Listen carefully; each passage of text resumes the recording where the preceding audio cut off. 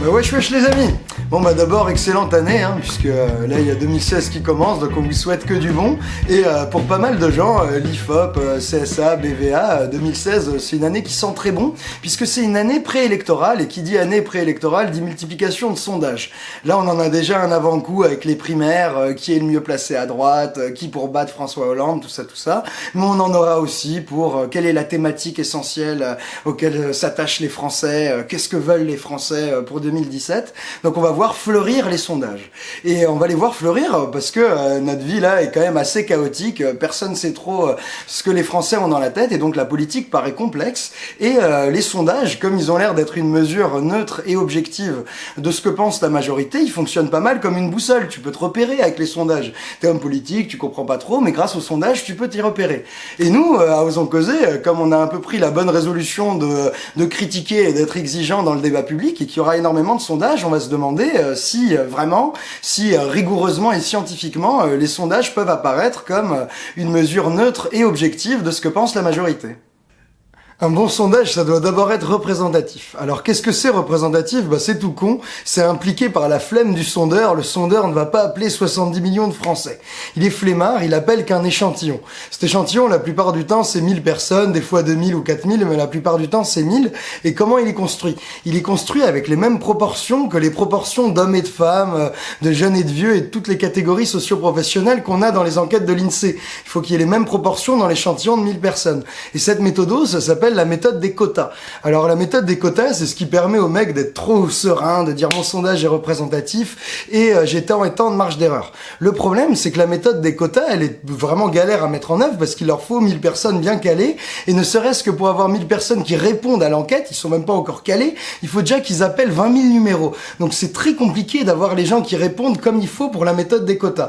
Et le problème, c'est que c'est tellement compliqué que on peut commencer à comprendre qu'il y a toute une partie des gens qui ne répondent pas, et qui sont différents, ceux qui répondent pas, que ceux qui répondent. Ils ont peut-être autre chose à faire, ils sont peut-être au chômage, ils sont peut-être plus jeunes ou d'autres prédicats, et du coup, comme ils sont différents, ils auront aussi des opinions différentes dans les enquêtes. Et cette différence qui implique des différences d'opinion dans les enquêtes, cette différence entre ceux qui répondent et ceux qui répondent pas, eh ben le sondeur, il peut rien en savoir. Et il fait comme si elle n'existait pas. Il y a là, à la Casam, j'ai pris quand même des gens et personne n'a répondu, mais ça change rien à mon sondage. Le sondeur, il fait comme si c'était pareil pour dire que son sondage, par méthode des quotas, est représentatif. Et en plus de croire qu'il est représentatif, il nous dit même quelle est sa marge d'erreur, alors qu'il n'a aucune idée de la différence entre ceux qui répondent et ceux qui répondent pas. Donc on voit que finalement, si on regarde statistiquement, notre affaire commence mal, et les sondages sont pas une mesure si bien faite de l'opinion des Français. Et puis, en plus de tous les biais de représentativité qui fragilisent les sondages, il y a un autre problème, c'est le choix des questions et la manière de les poser. Parce que ce truc-là aussi oriente énormément les réponses. Alors le choix des questions, c'est souvent des questions qu'on ne se pose pas du tout, qui peuvent nous être posées par les instituts de sondage et les mecs qui payent. Par exemple, on a un exemple marrant, c'est un sondage qui a été fait fin 2012 et qui posait vraiment la question: quand pensez-vous que la France sortira de la crise économique ? Alors cette question, même l'économiste le plus fin, il peut pas y répondre, c'est du pur doigt mouillé. Il laisse le choix en 2013, 2014, 2015 ou plus tard, mais personne n'en sait rien. Donc clairement, cette question, les Français n'ont aucun avis, et c'est pas une mesure de l'opinion de la majorité, c'est une question que les gens ne se posent pas. Mais pourquoi ce truc-là existait ? Ça, évidemment, parce que RTL, ils avaient envie de faire leur pub, ça coûte pas cher un sondage, ils ont publié ce sondage pour que d'autres gens titrent sur le pessimisme des Français, ce qui n'a pas manqué d'arriver. Donc vous voyez qu'une première manière d'influencer les résultats d'un sondage, c'est de bien choisir les questions. Et l'autre problème, au plus du choix des questions, c'est la manière de les écrire. Et ça, c'est très connu en psychologie, ça s'appelle un effet de cadrage, et c'est la manière d'écrire la question qui change les réponses. Et ça, d'ailleurs, je vous réfère à un article majeur, si vous devez lire qu'un article dans les sources, c'est celui-là, c'est sur notre site. C'est un article sur la réforme des retraites de 2003, qui prend énormément d'exemples sur les retraites, il détaille tout. Allez lire cet article, mais nous, on va vous prendre des exemples un peu comme ça pour que vous voyez la vibe. Alors, vous pouvez voir un sondage très classique, qui est par exemple... pensez-vous qu'il est nécessaire de baisser les charges sociales pour enfin relancer le travail et l'emploi et permettre aux patrons d'embaucher ? Ça, c'est des manières de poser la question qui, d'habitude, induisent des réponses positives. Et il y a une autre manière de montrer l'effet de cadrage, c'est vous faire de prendre un exemple d'un sondage qui n'existera jamais. Et un des sondages qui n'existera jamais, ça pourrait être un truc genre après un gel des salaires de plus de 10 ans, est-il enfin nécessaire d'augmenter le SMIC et le point d'indice des fonctionnaires faire pour relancer l'activité et l'emploi. Cette manière de poser la question, elle est beaucoup plus claire et elle amène d'autres réponses. Donc vous voyez que dans le choix des questions ou dans la manière de les poser, en fait répondre à un sondage, c'est plutôt répondre à une question qu'on s'est jamais posée et on nous force à donner notre opinion, ou alors répondre à une question qui est tellement orientée que quand le mec nous la pose, on est prisonnier de son choix de question. Donc on voit que c'est absolument pas neutre, pas objectif et pas une mesure fiable de l'opinion des Français. En plus de la manière dont poser les questions et de choisir les questions, il y a un autre problème, un autre facteur qui peut énormément modifier le résultat des réponses au sondage, c'est l'enchaînement des questions. Et ça, en psycho, c'est très étudié, ça s'appelle l'effet d'amorçage. Et en fait, selon les questions d'avant, la vibe émotionnelle dans laquelle elles vous mettent, vous allez avoir des réponses complètement différentes, ou positives ou négatives.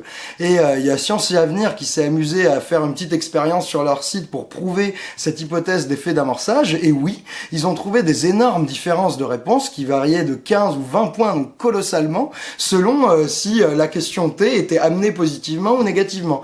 Donc vous pouvez vous dire que c'est pas très grave, ça perturbe les résultats, mais c'est pas malveillant, mais un site dont on va vous mettre le lien pour l'effet d'amorçage sur notre site et nos sources, recense des exemples politiques, d'utilisation politique de cet effet d'amorçage. Et ça, c'est bien plus inquiétant pour nous citoyens. Il montre que, par exemple, l'IFOP a fait un sondage conditionné très positivement vers les gaz de schiste. Et que, dans le camp d'en face, Greenpeace, lui, a fait un sondage conditionné très négativement sur le nucléaire. Donc alors nous, là, citoyens, s'il y a un tel effet d'amorçage, est-ce que vraiment les sondages, c'est une mesure objective et neutre de l'opinion de la majorité? Est-ce que vraiment on doit s'y fier s'il y a autant de biais et autant de biais d'amorçage? Moi, je dis quand même là de moins en moins. En plus de tous ces biais statistiques d'échantillons et de questions, il y a le dernier biais, c'est le biais de présentation. Quel titre, quelle phrase on écrit sur un sondage? Comment on fait parler le chiffre? Et là, il y a deux biais, mais grâce à Libération, on peut les synthétiser en un seul exemple et on les remercie. Ces deux biais, c'est comment est-ce qu'on compile les chiffres, puisqu'il y a plusieurs items et on les rassemble pour en faire des phrases, et quel titre on y met. Et là, franchement, l'exemple de Libé est parfait, c'est pendant les présidentielles, il a fait beaucoup jaser. Libé voulait vendre du papier et voulait faire un titre, un gros titre, qui fasse peur à son lectorat pour le vote vers Marine Le Pen. Il fallait 30% qui veulent voter pour Marine Le Pen. Le manque de peau, c'est que leur sondage, il leur donnait pas mal qui voulaient certainement voter pour Marine Le Pen, c'est en janvier, certains qui voulaient probablement voter pour Marine Le Pen, donc ils ont rassemblé ces deux catégories, là ça devient bien, mais c'était pas assez gros. Donc ils ont aussi pris ceux qui ne votent pas pour Marine Le Pen, mais eux sont pas sûrs, pas sûrs de pas voter. Pour arriver à 30%, il fallait quand même rassembler très large, et là, par contre, ils pouvaient plus mettre 30% veulent voter Marine Le Pen. Ils ont mis 30% en gros, mais n'excluraient pas de voter Marine Le Pen. Donc là, on voit que quand même les chiffres, parfois, on leur fait dire ce qu'on veut, ou on rassemble des catégories, des trucs qui n'ont pas beaucoup de sens, ceux qui sont oui, ceux qui sont peut-être, ceux qui sont je sais pas du tout, mais tu peux quand même me mettre là si t'es un enfoiré. Donc on peut rassembler les chiffres de manière complètement loufoque, et surtout on peut faire des présentations très racoleuses qui, pour nous citoyens, n'ont aucun intérêt pour l'intérêt général, et qui, franchement, avec un peu d'esprit critique, on devrait douter. Ces sondages-là ne sont pas une mesure neutre, objective de l'opinion de la majorité, mais une création d'un directeur de rédaction un peu malveillant pour faire pas mal de clics.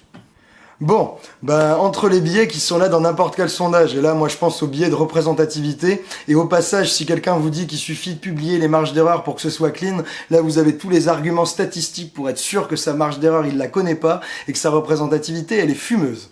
Donc en plus de tous ces biais qui sont là pour tous les sondages, il y a tous les biais qui dépendent de la manière d'écrire les questions, de les compiler, de les choisir, de les présenter, etc.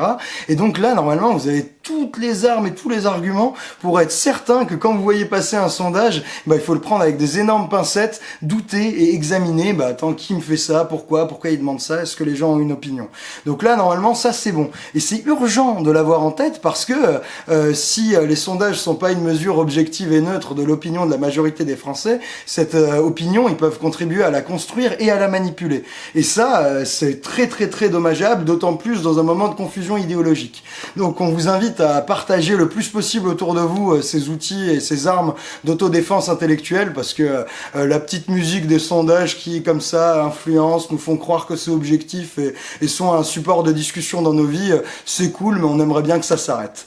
Bon, moi j'étais très content de vous revoir, j'espère qu'on va passer une putain d'année de 2016 ensemble, et je vous fais plein de bisous, à bientôt les amis, ciao.